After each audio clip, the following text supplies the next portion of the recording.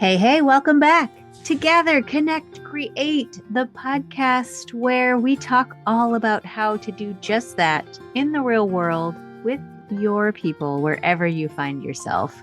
My name is Megan Schultz, and I'm coming at you from Milwaukee, but I'm going to guess that I've got some new listeners today who are following me from all over because they love today's guest as much as I do.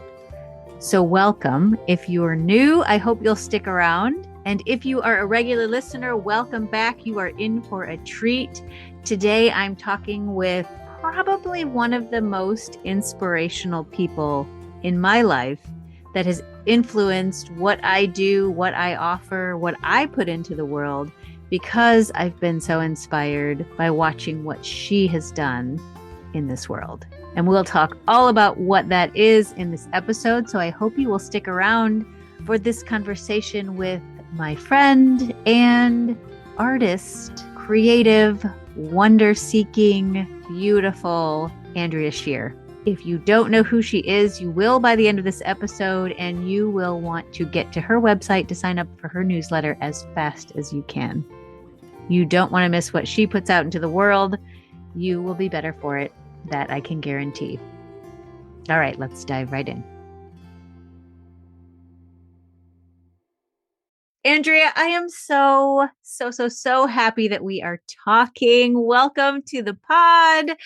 When I switched up the name of the podcast from Cream City Dreams to Gather, Connect, Create earlier this year and switched the focus of the podcast, it was quite honestly so that I could interview people like you who don't live in Milwaukee, but who have been incredibly inspiring to me in so many ways. And I feel like I could go on and on about what an influence you have been, and probably taken a whole episode just talking about that. And longtime listeners will have heard me talk about you and seen you in my newsletters.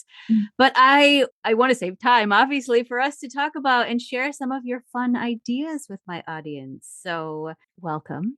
Thank you. Thank you. That I'm so touched by that and so delighted to be here. I've been looking forward to this. Yay. Well, and I will say, in sort of homage to something I've done a lot with you, which is taking photos and noticing and going for noticing walks.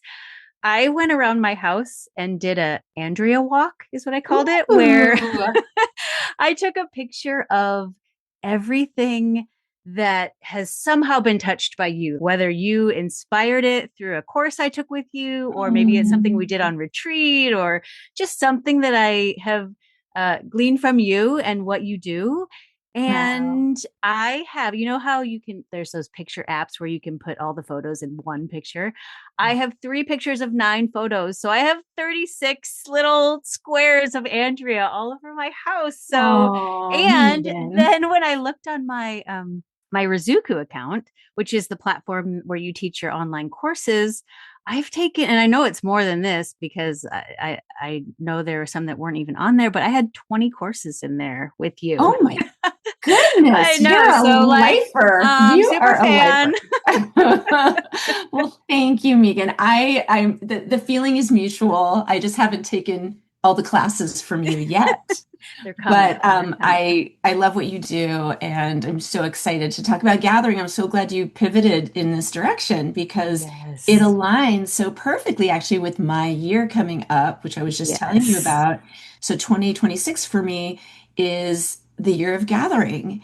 And I don't even totally know what that means yet. It's just the word kept coming, and I kept geeking out on, your work and Priya Parker's work and like all these different people who talk about gathering well. And I was like, oh yeah, let's do that this year. Yes. I love that. And I want to dive into that. And I thought that for this conversation, and who knows how long it'll last, I feel like we could talk for hours and hours. So listeners, there might be a part 2 and a part 3 and part 4. Who knows? We'll see where this goes. But I thought if you were okay with it, I would break it down into kind of segments of what I want to talk to you about that I have. And I thought we would do that by playing a game, and a little game that in fact you created. It's called Story Bowl. Yeah, Story Bowl. I'm all about it. Yes, thank you. This is a deck of cards that Andrea created. They are connection cards for curious conversations. I just ordered my deck. It just arrived. I'm so excited. I have it on our dinner table so that our family can pick one each night at dinner. And we've really enjoyed it so far. But I thought I would strategically ask you some of your own questions Great. so that listeners could really see the core of who you are and what you put out into the world and everything that you're about. So, if that's okay. Absolutely. Okay, good. So when I hear or see the word wonder, I always think of you because, of course, this is something that you talk about a lot. You have a book called Wonder Seeker 52 Ways to Wake Up Your Creativity and Find Your Joy. Mm. You know, your retreats are called Wild Wonder Retreats. So I want to start with a question here that will give our listeners a little bit of an idea of who you are by asking this question, which is, what was your first experience of wonder? Okay. So if I were to rewrite that question, I would say, what is one of your most memorable experiences of wonder? Because I think that word first can be tricky for people, including Mm, me, mm, um, because I don't have a ton of really early memories. And so it actually has to be like a little bit later. If I were to think of a more recent example, it is when a friend of mine gathered her friends for her, I think it was her 45th birthday. And there is a place called Tomales Bay here in Northern California. And at a certain time of year, on a moonless night, you can paddle out in kayaks and you paddle out in the dark of night and for about 45 minutes with a guide. They lead mm. you, otherwise, you would just be lost and you'd be in the bay all night long. um, and once you get out there far enough, you started to see that the water is lighting up, and you're like, wait a minute, what is going on here? And then you can scoop the water up and like toss it, and it looks like you're tossing stars. Mm. And it's the bioluminescent algae that lives in this particular bay. I think it exists in lots of different places, including the ocean at different times a year. But Yeah. it's this algae that creates this magical experience. Yes. That was just that. I mean, I think that was just one of my peak experiences in my life was seeing something that beautiful and magical. Yeah. And it's funny that I even offer this example because I think when I think of wonder, I'm actually more interested in the ordinary kinds of wonder and Mm. the really everyday examples of wonder, like when you kind of wake up out of your slumber and you're just sort of like mechanically moving through your life, and then all of a sudden you're like throwing the garbage out at night and you look up and you're like, holy moly, like those I don't think I've seen the stars in like 6 months, or whatever it is. And you have Yeah. that feeling of like, oh, wow.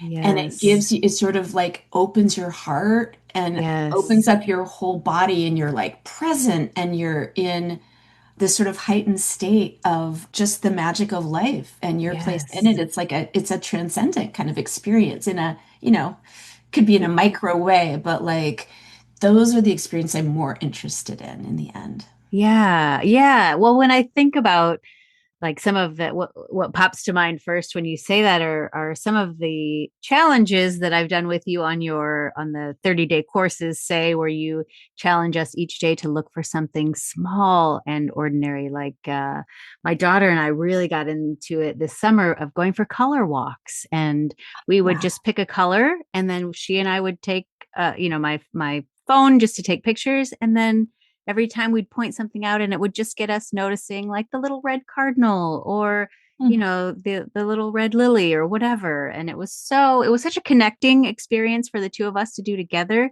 mm, and such a way to celebrate the ordinary, which mm. beautiful in the ordinary. Yeah, I love that. And I love that you're teaching her that at such a young Mm, age. I'm sure you've been doing it for years. And of course, kids are so oriented that way already. It's like they're teaching us about that more than the other way around. yeah. But I noticed that my boys will say things to me like, oh, wow, it's such great light right now. And I'm like, ah, that's like my influence, especially as a photographer. I'm like, they're noticing the quality of the light right now, Yeah. so that just means so much Yes. to me to share that not just with my kids, but with adults and people who have forgotten to notice that kind of stuff. And Yeah. Yeah. yeah. Where do you think that this came from in you? Can you trace Mhm. it back to anything, this curiosity of the ordinary and the wonder in the ordinary? Oh, I love that question. And so I'm flashing to a moment when I had a brand new camera. I was about 12 years old, and my parents got me like a big SLR. And of course, it was film back then.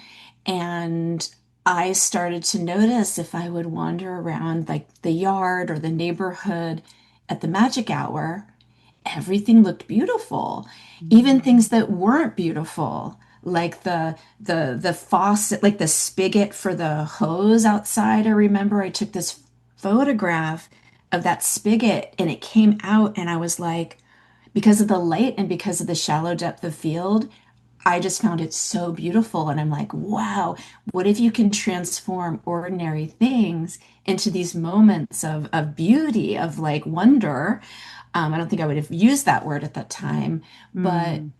can we just start orienting our own internal lens toward those things and practice? I mean, now I would call it gratitude and presence. I would call it lots of things now, but that was the genesis of it, was like this sort of challenge of like, what can I make look so beautiful that no one would ever notice through my camera? Mm. Mm. I love that. Just no, yeah, the noticing of where we put our attention. I love that. And the Yeah, camera that just the lens that helps us focus so concretely. Yeah, I love it. Well, you exactly. have created so many things. I mean, probably countless things at this point in terms of tangible things to be shared, like your card decks or your jewelry that's so beautiful, and things like your courses and retreats. Um, and so I guess the next question from your card deck is something I am proud of creating is. And so I Oh. wonder if there's one of these things over the years, and it's been so many years, that you're especially proud of. Mm. If another way would be helpful to think about that, another card that you have says, "What's a compliment you'd like to give yourself right now?" So this is kind of your permission to Mm. just go big and brag. Gosh. Okay. All right. Let's see here. Something I'm especially proud of. Um, of course, my children. Yes, yes. I've created them. I'm very proud of them. Um, I'm actually going to go broader. I'm going to say that in my 20s, my biggest dream was to make a living from my creative work. Hmm. And at that time, it was painting, and I thought I'd be a painter. And of course, it's like changed shape over the years, like what my art looks like. Sometimes it's photography, sometimes it's jewelry design, sometimes it's leading workshops and e-courses. Um, and I see that as like really natural, like people who are multi-passionate creative people. It makes a lot of sense to me that we're not just interested in one form of creativity. Mm. And so I think, if I were to congratulate myself, I would say, wow, girl, you have been supporting yourself and your kids with your creative life for 25 years or more. And Hmm. that feels just so good to acknowledge.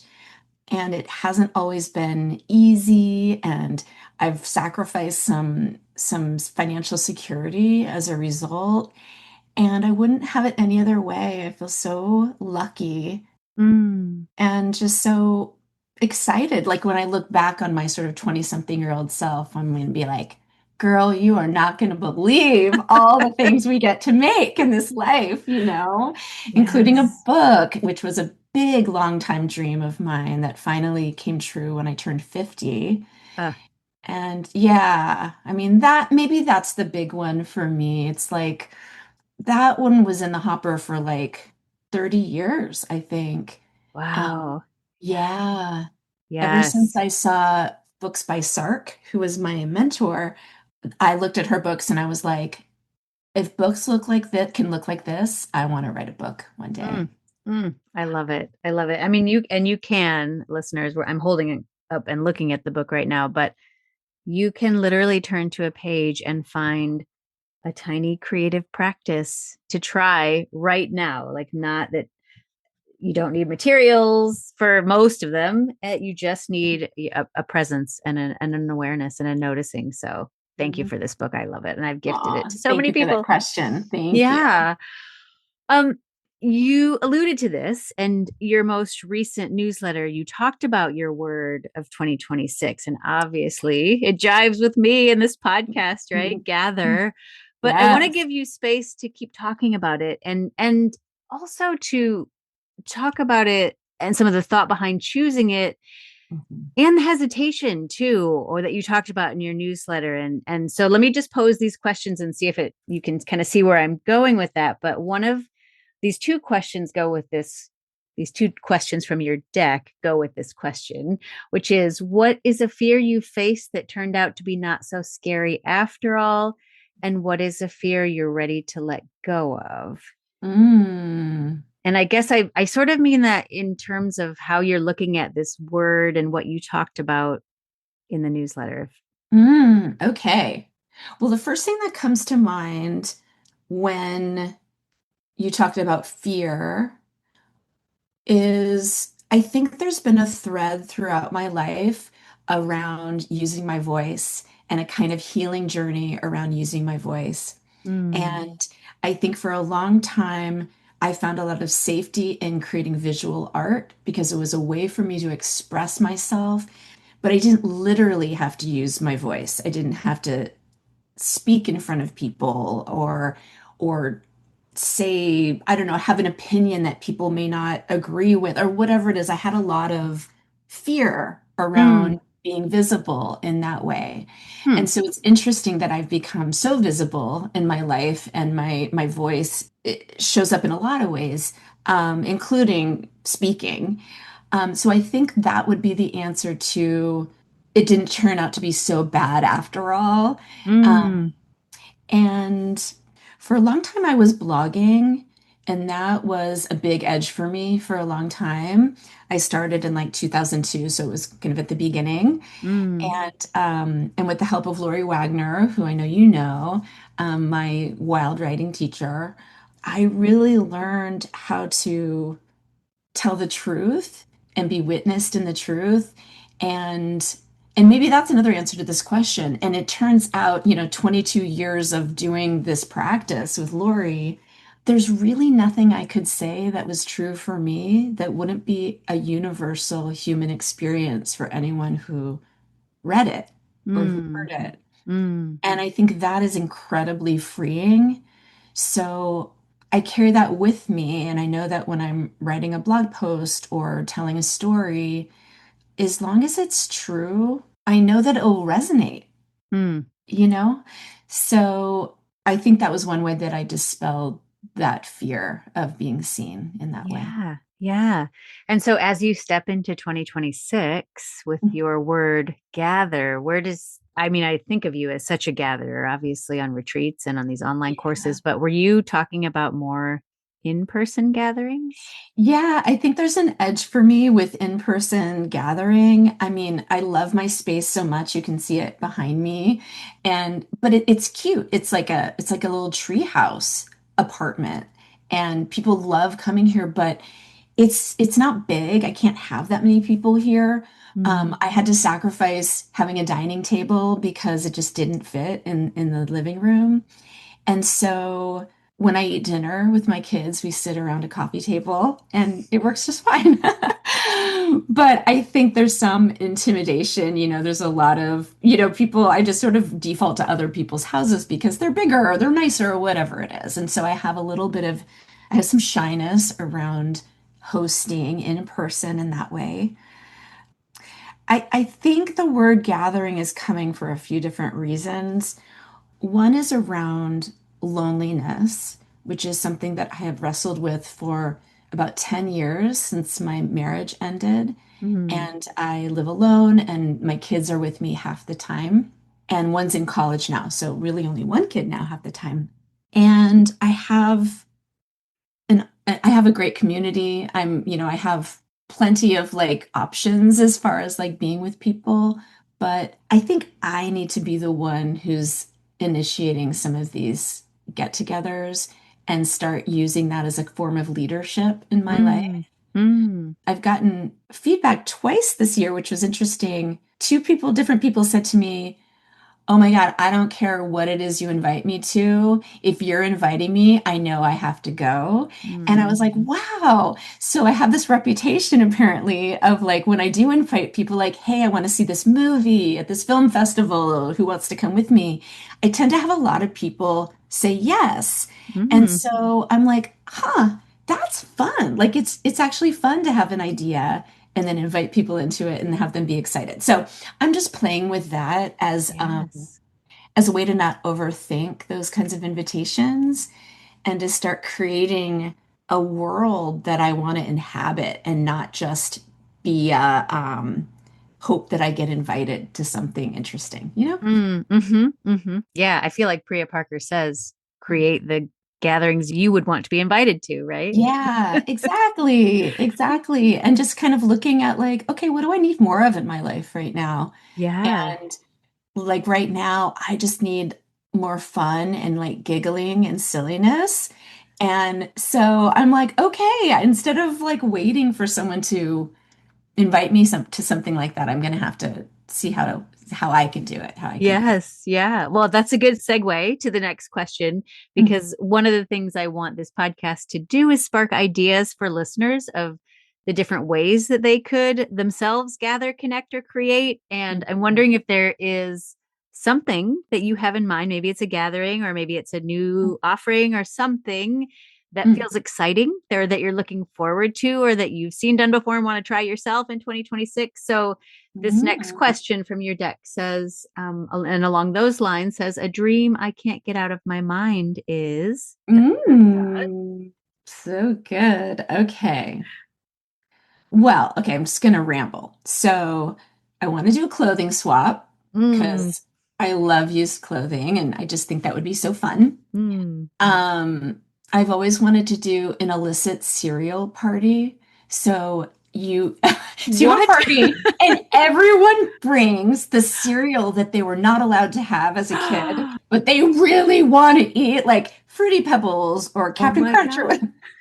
so Yes. I want to have a party where we all bring some like illicit cereal and we hang out and, you Eat know, cereal. That's eat cereal. genius. I love it. I love it. So that I'm definitely going to do.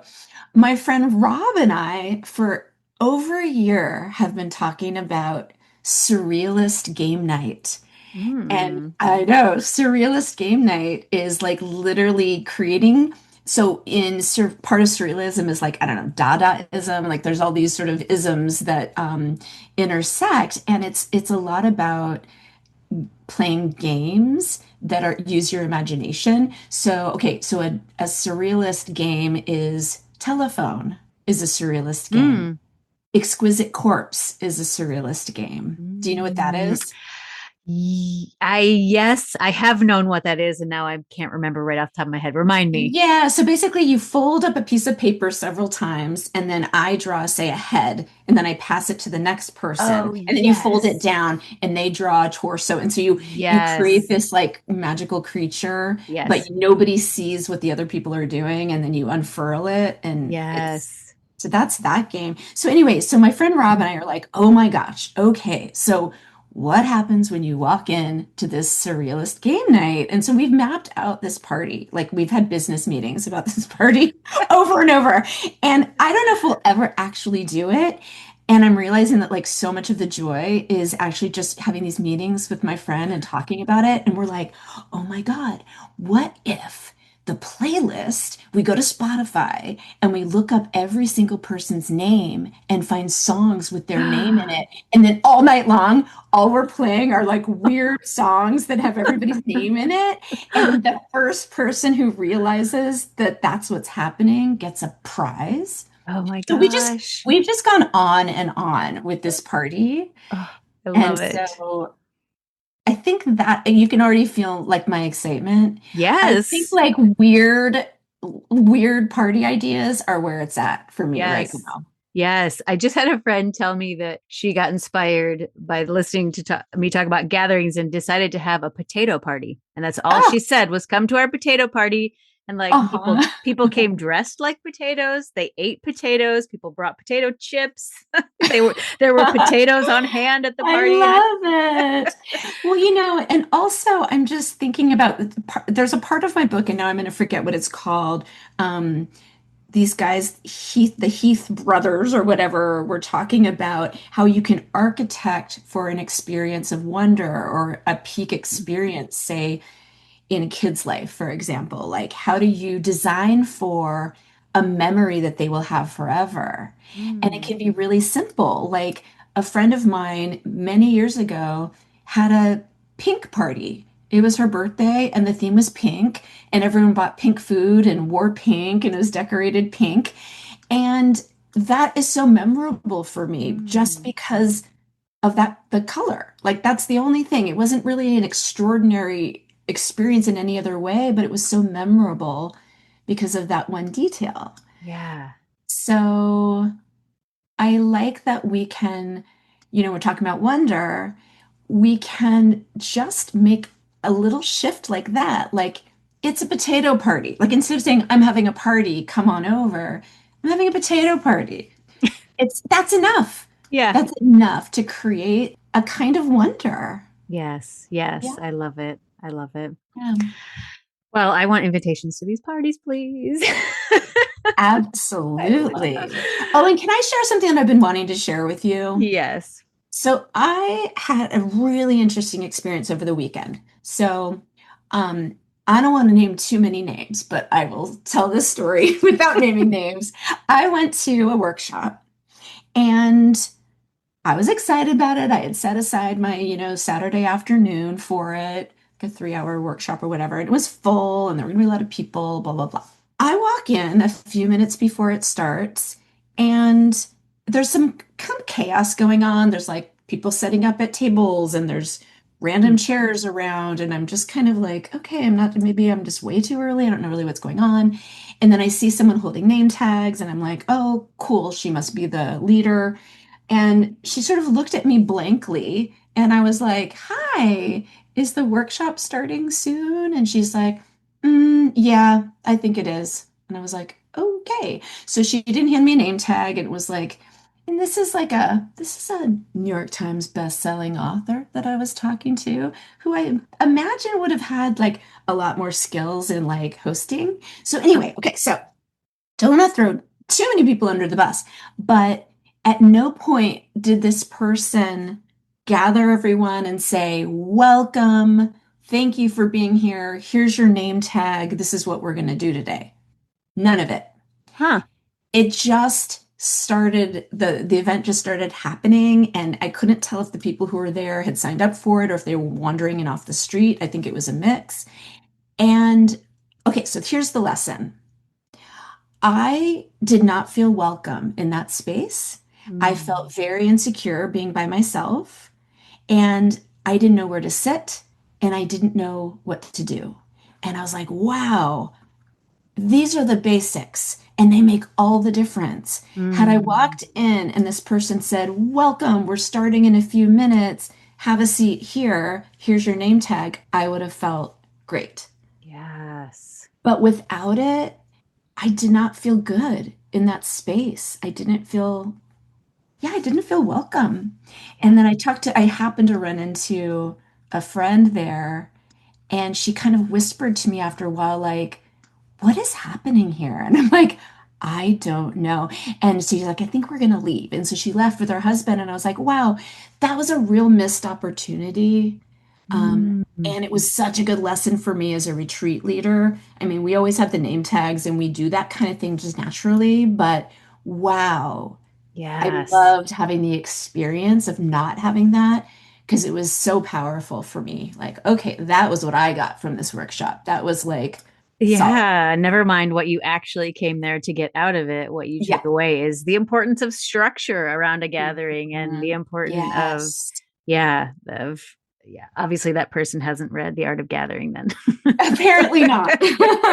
Yeah, and it was just, I mean, I just love I love when I walk into a space and and you think, oh, people are fine. It's like, this is just our book club. But like, I remember in one of those first gatherings for my book club, like, I didn't know all these moms, and I only knew the mom that invited me. And I remember walking in and them giving me a sticker. This was a game that they had had. And this on the sticker has like a famous person's name, and they put it on your back. Mm, And then you have to go around and ask, what is it?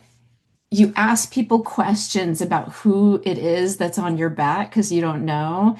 And that's how you interact with people when you come to you came to that party, is a way to like help people mingle. mm, Um, and so I'd be like, am I a dancer? Am I an actor? Am I famous? Like all those kinds of yeah, questions yeah. until you figured out who you were. Yeah. And what a way to just bring you in to a group that you didn't know particularly well at that point. Yeah. Exactly, because it was designed for you to start asking questions, not like, oh, what do you do? But like, am I an athlete? Yes, yes, Yeah. yeah. Yeah. I mean, I had a few weeks back, I had a whole episode on name tags, and there was part of me that felt silly spending 15 minutes just talking about the importance of name tags. But I really do think, and actually, I think I shouted you out in that because at our retreat, you had all the name tags of all of us laid out so beautifully in your beautiful cursive. And, Mhm. it's not that many spaces where people actually get my name spelled right or phonetically said right, and so it was just, I just felt so welcomed in that I'm circle because so of that. And that probably took you like, 30 seconds to write my name and stick it on the table, but it meant so much. So, Oh, I love that. Well, I recently collaborated on a class called Make Your Own Magic with my friend Mady, mm, and we happened to be together in person during the first week of that class. It was an online class, but we made name tags. We literally hand made name tags for every single person in that class. I mean, there were probably 100 people in that class. And then we photo, and this is for online. They were not going to obviously wear them. And then we photographed the table with all of the names, and we're like, "Welcome. We see you. We know you're here." yes, And even yes. that was like so moving for people. Yeah, it really was. I think I was in that class and I Yeah. remember that. And there were people who joined after you had put that initial batch of name tags out. And so then there was a second batch of name Yeah. tags. So which like was really like, we see you too, welcome, and like it was a Yeah. really, it's so interesting how just the tiniest things can make people feel so welcome, and Yeah. how those are so easily overlooked and forgotten, and what makes a Yeah. successful gathering. So Right.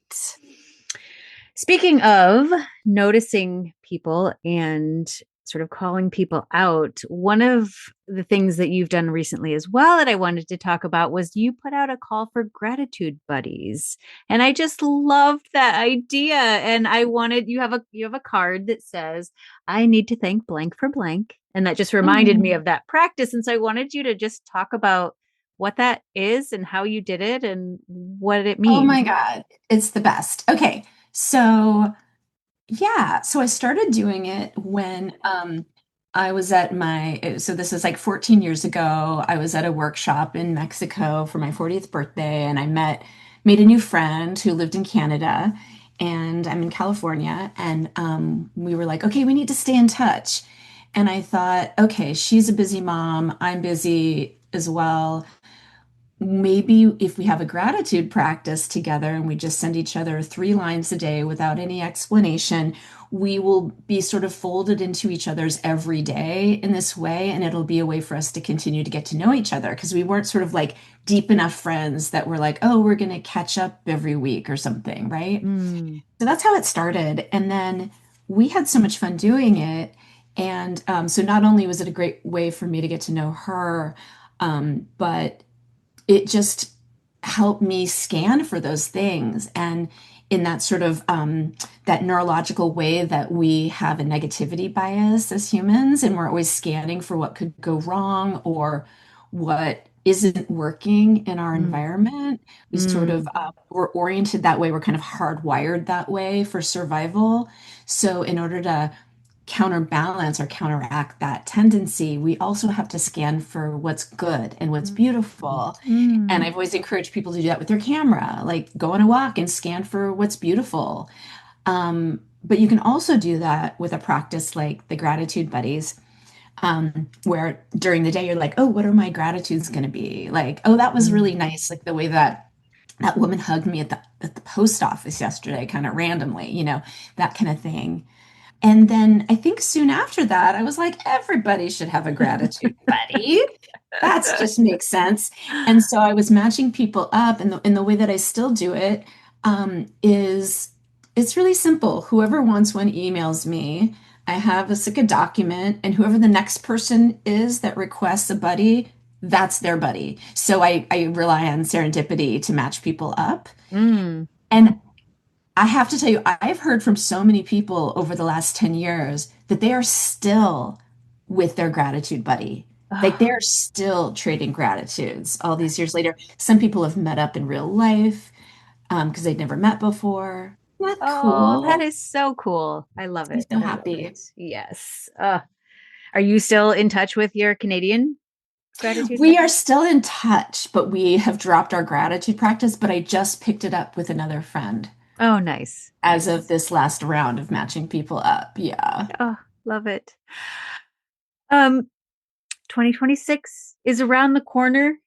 Maybe it's here by the time this episode drops. We shall see when this comes out. But I want to talk about your manifesting 2026. This is Oh, a fun class that you offer at the beginning of each year. And I feel like all of your classes have a bit of this manifesting in it, whether it's January 1st or December 31st or whether or not. So yeah. even if this comes out a little later, I think that's still fine because it's just you offer in so many of your classes the opportunity to reflect on where Mm, we're at and to look at what we want and how to bring mm. that, how to manifest that, right? So Yes, there are a thank couple you. cards that will address and allow you to talk about this. And of course, listeners, I hope you're getting a sense for what these storybowl decks of cards, what this deck is like, and what a wonderful gift it would make for anybody you might be looking for a gift for. It comes in a nice little baggie. It's very cute. Okay, anyway, this one says an unexpected blessing this year was three things at the Mhm, top of my bucket list are if I could see into the future, I would want to know, or tell a mhm. story about bravely following the whispers of your intuition. So I don't need you to answer all Mm. of those at once, but just in talking about Yeah. your manifesting course, I'm guessing those are Yeah. the questions that will come up. Yeah. Okay, so I'll just describe it real quick. So, yes, every year I do a kind of like completing my year process or completing your year. And I like to do it with people, either in person or online. And it's just kind of taking inventory. And so you're just like, okay, what did I create this year? And maybe you have to look through your calendar to even remember, like, oh my God, I came out with a new deck, or I made this new friend, or whatever it is. You get to like really take a look at that. Like, and so those questions are like, how was I brave this year? What was really disappointing? What am I grieving? Yeah, all of those things. So all the positive stuff, also all the things that are, we just want to acknowledge, like, wow, that was really hard. Mm, So I mm, call it like a kind of conscious uncoupling from the year. So if you were consciously uncoupling from a partner, you would be like, wow, we had X amount of years together and we shared so many stories and joy. Like you acknowledge all the things that were so beautiful and good. And then you might be like, wow, the ending was really hard. Like, is there anything you want to say about, that? Or what do we need to mm, forgive ourselves for? Like, you would do kind of like that. So that's what we're doing for the year. mm, We're doing a conscious uncoupling. And then that's a kind of clearing the slate for visioning into the new year. And then we start asking questions like, okay, what's next for you? What are your intentions for the coming year? And what would feel really magical? mm, Um, and always a part of this process is Mondo Biondo, which is the original e-course that I used to lead, and I still do sort of offer it every once in a while in a slightly different form. But that list, the Mondo Biondo list, is about kind of calibrating your sense of what's possible by imagining into like this sort of outlandish, wonderful, like magical future. And Mm-hmm. so you just start writing wild things like, Alanis Morissette asked me to teach at a workshop in Hawaii with her. Like what? Like I don't know where that even came from. I'm just making shit up. But but yeah, you start writing those things and it's playful intentionally and it's kind of silly intentionally, and it's not about like those things even actually happening, but it, like I said, it calibrates your sense of what's possible and it allows you to start dreaming beyond what you think is practical or possible for you, because Mm. we have these sort of ceilings naturally on what we think we can get, Mm-hmm. Mm-hmm. and this exercise helps us stretch beyond what we think we can get. And then we start to look like, wow, looks like I really want to go to Hawaii, or wow, it looks like I want to do more teaching, or it looks like I really want to learn Spanish. I keep talking about learning Spanish and going to Spain. So you start to Yes. see just like, oh, these are my desires and they're Yes. sacred and they're beautiful and they don't need to be part of your next to-do list. But yeah, I think that it's really good life force that we're Yeah, acknowledging, right? So, totally. yeah. Yeah, that was, I don't know what the year was when you, I don't know if it was maybe the first time you offered it or near that when you came into my orbit, you were teaching it with Jen Oh yeah. Jen some Lemon. She Jen was Lemon. my first co-leader in or co-creator in that work. Yeah. Yeah. So I took that one. So whatever year that was, and Wow. then I took it again. I have my little notebook. You offered it in Wow. September of 2019, and I was in a bakery in New York City writing this down, working out, and I wrote in Sullivan Street Bakery in New York City, going to work out all of my dreams, the Mondo Biondo list that I'll work toward with the universe. I love the idea of the universe handling part of my dreams so that I Mm. can relax or not relax per se, but do my part and let the universe do hers. Mm. So let's get dreaming. That's what I Oh, wrote. I just got chills. It's so true. Yeah. And it Yeah. is, I love the idea of putting something out there that's so wild. And actually, as I was rereading some of my dreams, it was like, ah, that happened. That Oh my God, that happened. happened. I wrote, well, I had Meet Liz Gilbert as one of my dreams. And Nice. this was just September of 2019. And then, like, right after I wrote this, our bookstore that's 2 blocks from my house was said, she's coming in April of 2020. And I was like, there it is. I Oh just my God. manifested it. And then, of course, the pandemic hit and nobody Mm. went anywhere. But, there are some things on here that have really happened and things that, like you say, like maybe they didn't happen per se exactly as I wrote them, but they inspired something that was similar, right? Like I said, using my voice somehow. I didn't Mm. write I want to start a podcast, but like boom, Here you like are. bam. Yes. I So love that. Well, and I do love the magic. I'm thinking about a dream that came true in a slightly different form. And I've used this example in class, which is I started just saying verbally as an example, on your Mondo Biondo list, like have Alice Waters come over and teach me how to cook. So I would use that as an example because Alice Waters, famous chef, she lives here in Berkeley, and that just came to mind as like an example.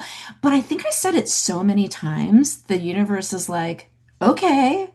And and when so this was gosh, right before Nico was born, so right around 2010, a friend of mine from down the street, who was a Chez Panisse trained chef, so was trained by Alice Waters, was like, "Hey, I want to take Mondo Biondo. Can we do a trade?" And I was like, "Of course." And she goes, I'm trying out this sort of method of cooking called salt, fat, acid, heat." and I want to, try it out on people. And I was like, that sounds awesome. So, okay, so then you see where this is going. Yes. So, so that was Samin Nosrat, and she's got the Netflix shows. She's got all the Yeah. things, right? Yeah. She's incredibly successful and talented. But this was when she was, thinking about her book. Yeah. And so she came over and for several hours taught me like so many incredible basics around cooking that I still use. And while Yeah. she was there, I was like, oh my God, this is it. This is the Mondo Biondo dream. But it's not Alice Waters, it's Samin. And in so many ways, that was even better. She was like the perfect teacher for me. Um, Yes. Wow. so, yeah. That is so cool. I love the synchronicities that come when we just put it out into the world. And so I'm Yeah. so about these kinds of opportunities like you're manifesting 2026 where we just pause for a minute and think about what is it that we could do if we didn't put any limits on ourselves, right? What Yes. would your wildest dream be? Do you have one for 2026? Mm. Well, for a while now, my big dream has been to like fall in love and find my person and have this really healthy, vibrant, yummy relationship. And it's vulnerable even just to say that now because I've been saying it for a while and it's one of those dreams that will come in its own time, right? Mm, I mean, mhm, maybe all of them, I think all of them. I think when it's a dream, it comes in its own time. mm, When it's a goal, I think we can effort our way toward something and we know how to do that. Like if I want to start a podcast, I can start a podcast, right, right? right. Hmm. And that's not a dream necessarily, but that's a goal. And those are great. We want to capture those on paper too. But I think there's a humility that I have around dreams and speaking them. And I think it's very powerful, kind of like the Alice Waters thing. I said it out loud so many times. And I think you're kind of supercharging those dreams when you speak them, Mm, especially to someone else. And so, this big dream of finding love is kind of elusive. And like I'm like, okay, I'm ready. I'm going to keep saying it, and it will find me when it's the right time. yes. Yeah, That's a beautiful way to look at that as well. I love that. yeah. One of the things I love about the e-courses that I've taken with you and the retreats that we've been on together is that so many of your ideas are creative in a tactile way. So many of them involve making things, getting your hands dirty, and there are so many different ways that I have taken what you've offered or what I've done with you and then built on that or done something slightly like sort of like that but different and the spark that has come from your ideas is and what you put out there is I just love. And I was wondering if you have any of those creative projects that are your favorites or that you return to. And so I have a card in your deck that says, tell the story of an object that holds special meaning for you, by way of Mm, asking, is there a favorite creative project that you do or mm. have done with somebody? Well, so often my favorite project is the one that I just did, right? Yeah. And so the one that I just did is very silly, and I will tell you about it. I don't know if I've told you about it yet. So in Rockridge, which is this little neighborhood in Oakland. I live in Berkeley, so really close. I have a dear friend who lives in Rockridge, so we're often walking around together. And one day he's like, oh, did I tell you about Kevin? And I'm like, who's Kevin? And he's like, he's the peacock that's been wandering around Rockridge. And I was like, no. And so we go see him, and indeed, there is like a wild peacock just wandering this neighborhood. And he has a buddy. He's a stray cat buddy that he hangs out with now. Like, it's like a whole thing. And so the neighborhood calls him Kevin. And he's right by the Trader Joe's if you want to find him in Rockridge. He's right by the Trader Joe's. And I had been looking for a magnet, like a bumper sticker for my car, but I wanted it to be a magnet so I wouldn't have to stick anything on my car. Mm, And I was going through Etsy and stuff, and I was like, yeah, I'm not really finding anything that really does it for me. So I decided to create my own bumper sticker magnet. And the one that I created for me is I brake for good clouds because Mm, I'm the person who will pull over if the clouds are really good and take photos and stuff. yes. And so I created those, and that was just my fun, like little whimsical thing. And I threw it in my Etsy shop. And so people have been, spreading the joy that way. But then I thought, I think Kevin needs a magnet. I think I Break for Kevin, the peacock, is also really good. And it'll be a very much an inside joke for people in Rockridge. But I have this shop that's selling them right now. And I just hope that Kevin gets his due in life and that there'll be a lot of people with this bumper magnet on their Uh, cars. I love it. I love it. Do you find that ideas, they just come like that? They fly through Yeah, you? yeah. Both of those bumper sticker magnet things were like a 15-minute like explosion of energy that just delighted me so much I couldn't help myself kind of Yes. thing. Yes. And I actually believe in following those and just underthinking them. I'm a big Yeah. fan of underthinking all of our projects. Yes. Um, we all have a little perfectionism. That's so funny. I was saying that and I couldn't even say the word. I love it. We all have that in some form, which is really Yeah. just fear, right? That fear of like, is this stupid? Is my idea stupid? Is anyone going to get it? Is anyone going to like it? Is anyone going to show up? We have that kind of running all the time. Yeah. And one way that I kind of bypass that is letting my excitement out of the idea, outshine the fear that's lurking. And Mm. I can do that often by working quickly. Yes. Yes. I love that. I certainly took that away when I took, maybe it was 2 summers ago now, the make your own card deck Yeah, the class with Oracle deck you, class. right? That was Yeah, so fun and so, for one, just cool to be able to say I made something. I right? felt so proud of myself. But yeah, if I did it again, would I do it slightly differently? Absolutely. Like, are there ones I don't totally love? Yeah. But you know Yeah, what? Good is better than perfect sometimes, exactly. or I done is better than perfect. Yeah. Done is better than perfect, and often like first thought, best thought. Hmm. And you can always, especially with these kinds of things with like the bumper magnets or the card decks or whatever, it's like this is not a big publisher. We're making small batches. There's really no risk, You can batch two can be a little bit different. Yes. Yes. Yeah. Totally. Yeah.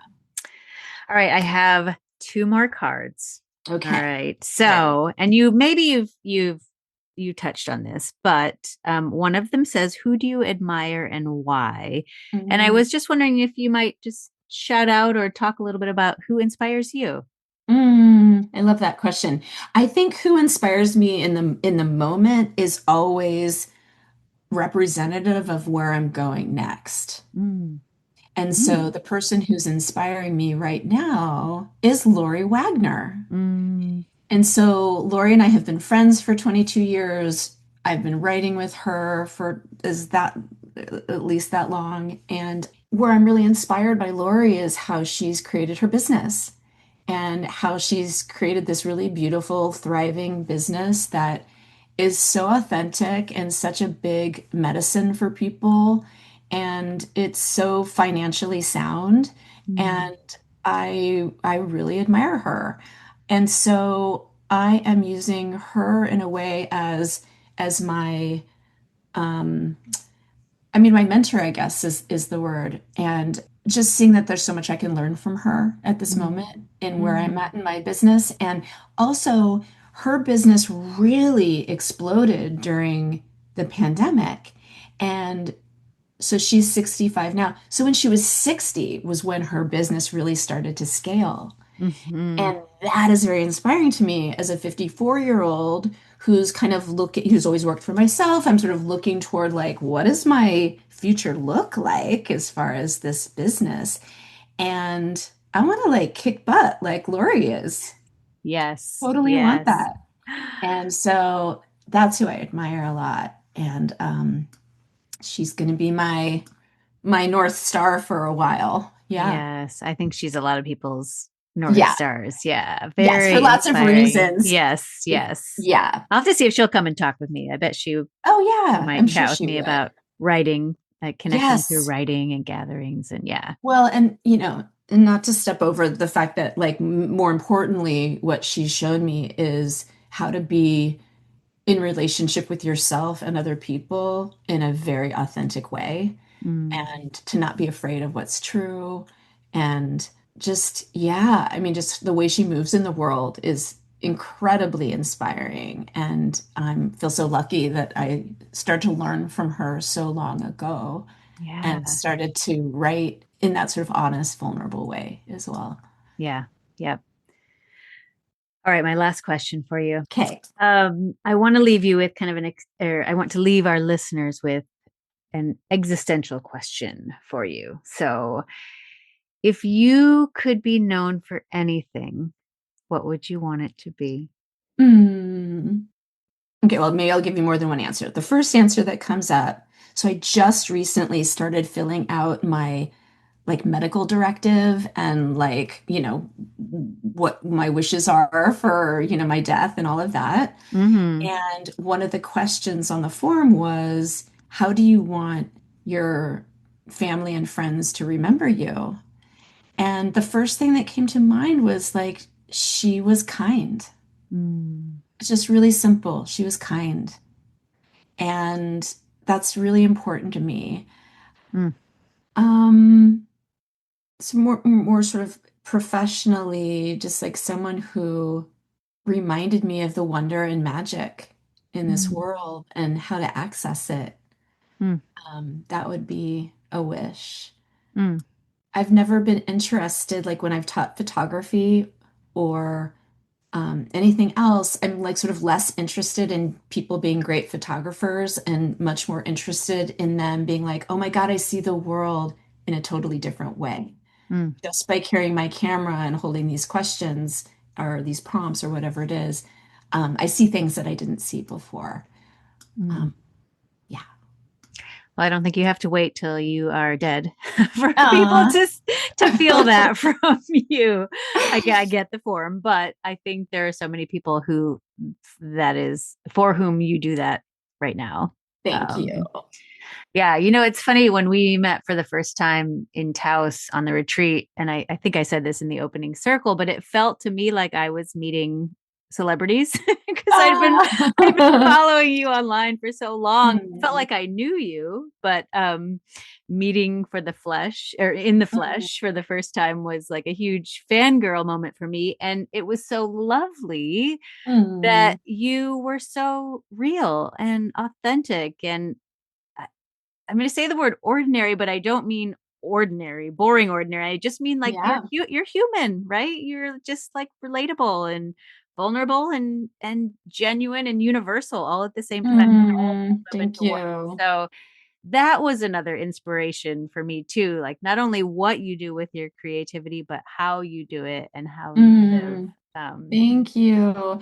I think Lori and I both, one of the things we share is that the way that we lead and the way that we teach is not from up above, like, mm, I've got all the answers and I am the expert. I'm going to tell you everything, We're mm, like on the ground learning with people and showing them the way and also in the process, in the throes of it ourselves. And I think that that's a very feminine way to lead. mm. And it's sort of counter to like, I don't know if the patriarchy, I guess you'd call it, or this other way of being in power or being, Yeah. the expert or perfect or can't show, don't let them see you sweat, like whatever it is, right? Yeah. This is a way that, like, no, we're super powerful because we're acknowledging what is true, which is, I'm also in this with you. Yes, yes, absolutely. Well, I felt that. And you have been such a light and such an inspiration to me. And I think, hand on heart, I could say anytime you put something out there, unless my schedule doesn't permit it, I'll be there. Thank you so much, Megan. Yes, It's always so good to have yes. you. Yeah. Well, I know that it's been such a gift. And that I have been changed by watching you and how you share your gifts so generously with the world and what you put out into the world. And it's inspired me to share mine. So I'm so grateful that we could have this conversation. I could introduce you to my audience here, and I hope that you get more people signing up for all the things that you have coming in 2026, because I know they'll be fabulous. Thank you so much. Such an honor to be with you.